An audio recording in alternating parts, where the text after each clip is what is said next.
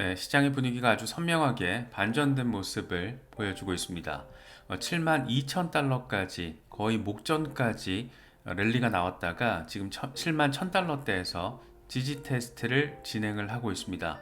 이 박스권 돌파를 이렇게 빨리 이뤄낼 거라고는 생각하지 못했는데 이 마켓 메이커들이 과연 언제쯤 이렇게 방아쇠를 빵하고 당길 것인가 하는 궁금증이 하루도 안 돼서 이렇게 해결이 돼 버렸습니다.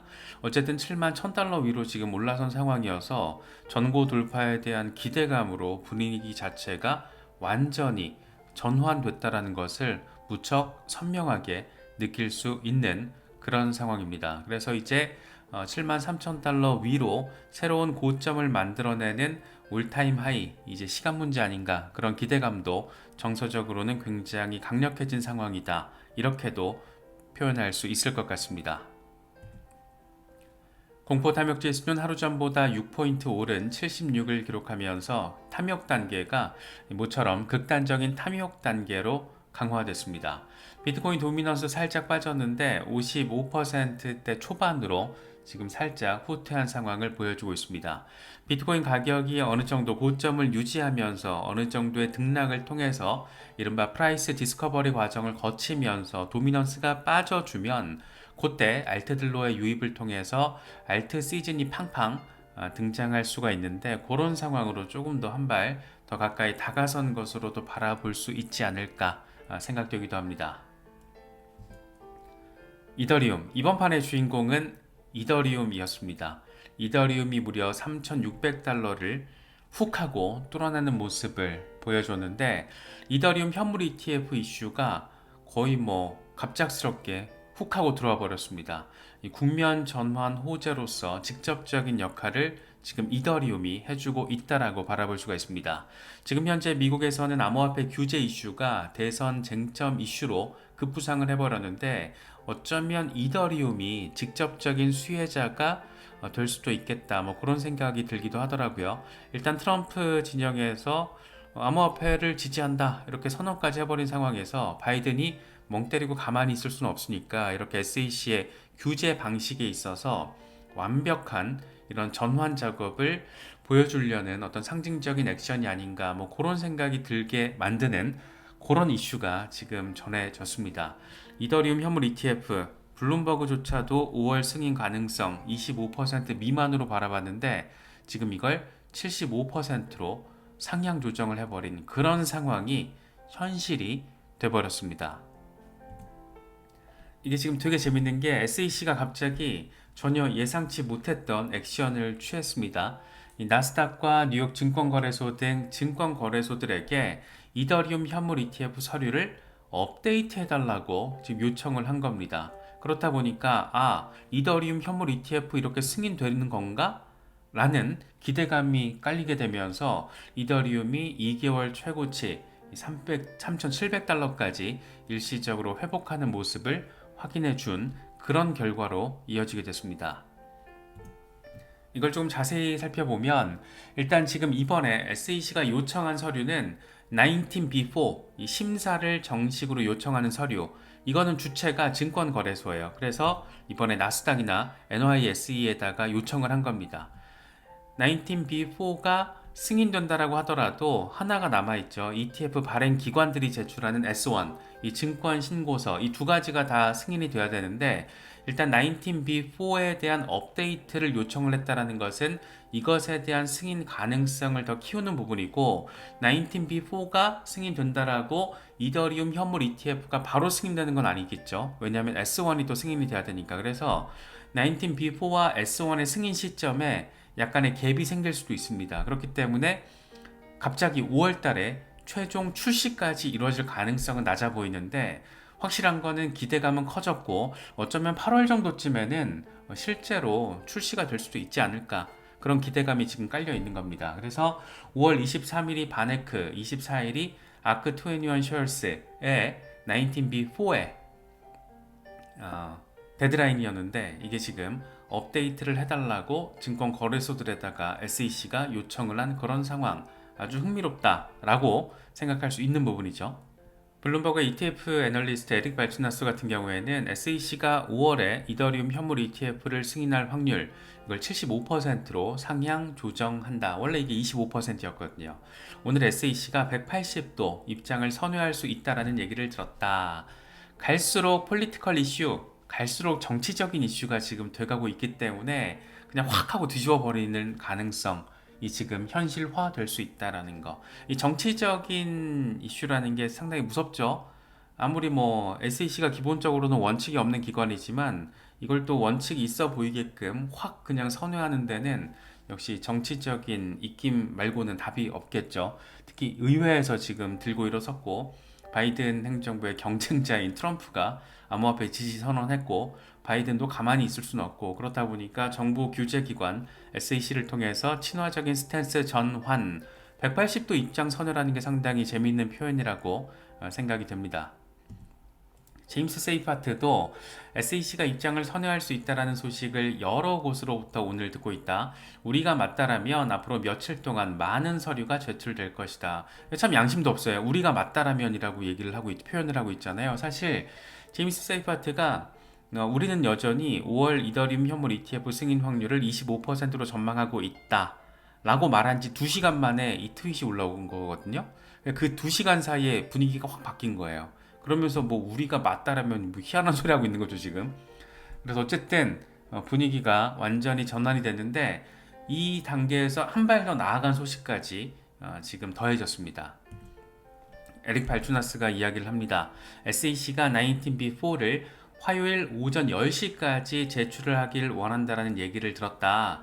많은 의견을 지금 들어봤는데 수요일에 승인받을 가능성이 높아 보인다. 이렇게까지 이야기를 하고 있습니다. 그러니까 19B4는 어쩌면 수요일에 승인될 가능성이 있는 거죠. 이거는 거의 이더리움 현물 ETF 승인으로 시장에서는 해석을 할 겁니다. SEC가 굳이 지금 상황에서 이거를 승인할 이유가 없었는데 지금 승인을 하는 거로 해석할 수 있기 때문에 이후에는 이제 S1에 대한 승인 시점이 언제가 될 것인가 뭐 이게 이제 관전 포인트가 될 것이고 화요일 오전 10시까지 제출하길 원한다라고 바로 하루 이틀 정도밖에 시간을 주지 않았다라는 것은 SEC가 뭔가 지금 얘들이 속도감 있게 진행하길 원하는구나 이런 뉘앙스를 또 끼친 거라고도 볼 수 있잖아요. 그렇기 때문에 19B4 승인 이후에는 S1 승인 그 시점까지가 언제가 될 것인가 요게 아마 핵심적인 관전 포인트가 될 겁니다. 그런데 아직 5월이 열흘 정도 남았기 때문에 그 열흘 사이에 어떤 방식의 뭐 이렇게 스텝 바이 스텝이 뭐 느리게 갈지 아니면 정말 전폭적으로 이루어질지 그건 모르죠. 그건 모르지만 지금의 분위기 자체는 SEC 좀 약간 심상치 않다. 이상하잖아요. 갑자기 화요일 오전 10시까지 이거 현지 시간으로 내일인데 내일 오전 10시까지 제출하라고? 사실 뉴욕 증권거래소 조금 약간 나스닥도 깜놀했을 것 같아요. 그래서 지금 그런 상황이다. 그래서 SEC가 180도 입장 선회 오케이 가는구나. 뭐 이런 지금 맥락적인 해석이 이어지고 있는 상황입니다. 이더리움 고래들의 행태가 재밌습니다. 이더리움 10만 개에서 100만 개를 보유한 고래 주소들이 24시간 동안 11만 이더리움을 매수를 했는데 이게 3억 4천만 달러 이상의 규모. 그런데 이 행태가 SEC의 발표 직전에 포착된 거예요. 그래서 일각에서는 이 고래 새끼들 뭔가 지금 알고 움직이는 거 아니야? 움직였던 거 아니야? 뭐 그런 얘기들도 나오고 있는 거죠. 상당히 지금 시장 분위기 자체가 굉장히 흥미로운 맥락을 보여주고 있습니다. 마이클 반데포펜은 이렇게 얘기를 합니다. 이더리움 현물 ETF 승인 거부 확률이 지금 크게 감소했다.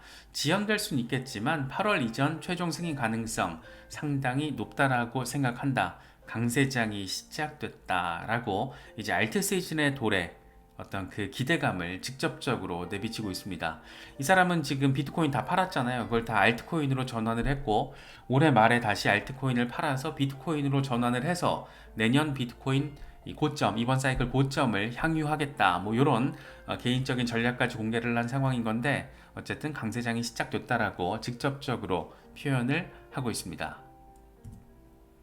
젤레 같은 경우에는 이더리움이 지금 하락수액이 상단 저항을 뚫어냈기 때문에 다음 목표는 4,200달러가 될 것이다. 다시 한번 이 4,000달러의 문을 두드리면서 전고 돌파에 대한 기대감을 키우고 이후에는 올해 연말 연시 이제 새로운 2025년을 거치면서는 아마도 이더리움 10,000달러 시대에 대한 기대감이 그 어느 때보다 강력하게 피어오르게 되지 않을까, 뭐 그런 기대감까지 지금 갖게 되는 것 같아요. 그만큼 이번에 SAC의 결정이라는 게 상당히 아주 많이 전폭적이고, 그래도 ETF 시장에서 날고 긴다라는 블룸버그의 ETF 전문 애널리스트들도 완전 병신 만들었잖아요. 지금 바보로 지금 만들어버린 상황이라서 그 정도로 분위기가 급변을 한 겁니다. 그래서 지금 상당히 흥미로운 어떤 상황들이, 예측 불가 상황들이 현실화되고 있다. 상당히 재미있게 느껴지는 것 같습니다. 마툰 같은 경우에는 이 사람은 분석가라기보다 온체인 애널리스트죠. 이 바이낸스에서 지금 이더리움 1일 순시장 거래량이 53억 달러를 기록하면서 사상 최고치를 경신했다. 이 순시장 거래량은 시장가 주문 매수와 매도 거래량의 차이를 측정하는 거라고 합니다.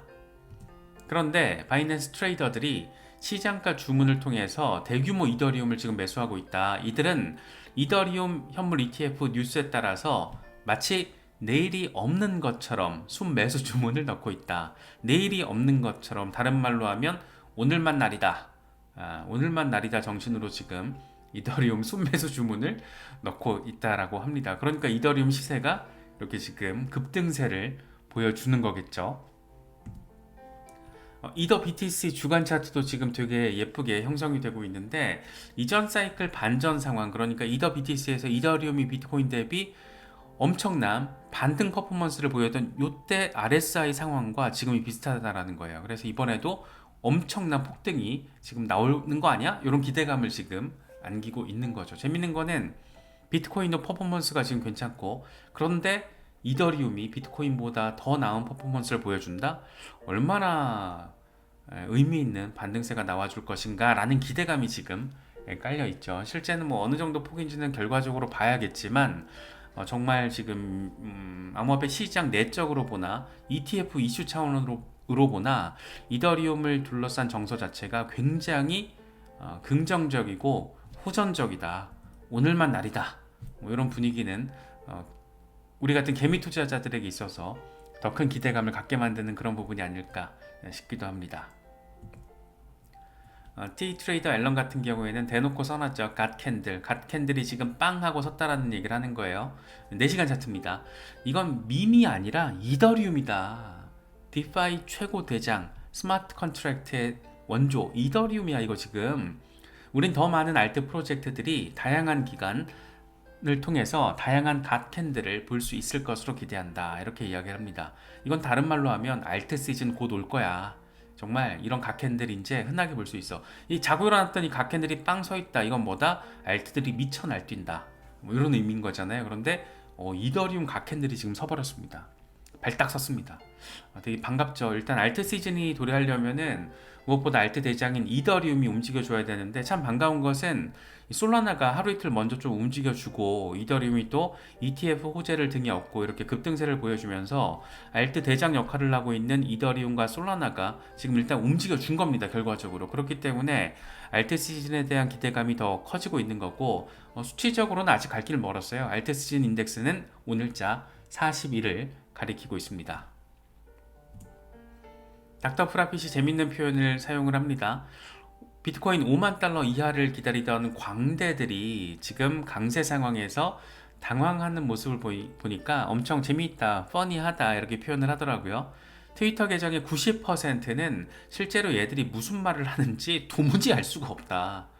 이걸 제가 왜 가져왔냐면, 이거 정말 되게 중요한 멘트거든요. 어떤 차원에서 그러냐면, 정보를 수용하기도 쉬워진 시대고 공급하기도 쉬워진 시대예요. 그래서 엉터리 정보들이 난무하는 시대이기도 합니다. 하다못해 우리가 주류 언론, 올드미디어라고 부르는 곳에서도 가짜 뉴스가 양산이 되잖아요. 그런 상황에서 이런 커뮤니티를 통해서 등장하는 이슈들, 소식들은 진짜 더 잘 필터링을 해야 됩니다. 그래서 어떤 게 진짜 정보고 어떤 게 가짜 정보인지 공개된 정보 시장에서는 그게 수용자 입장에서 제일 중요한 것 같아요.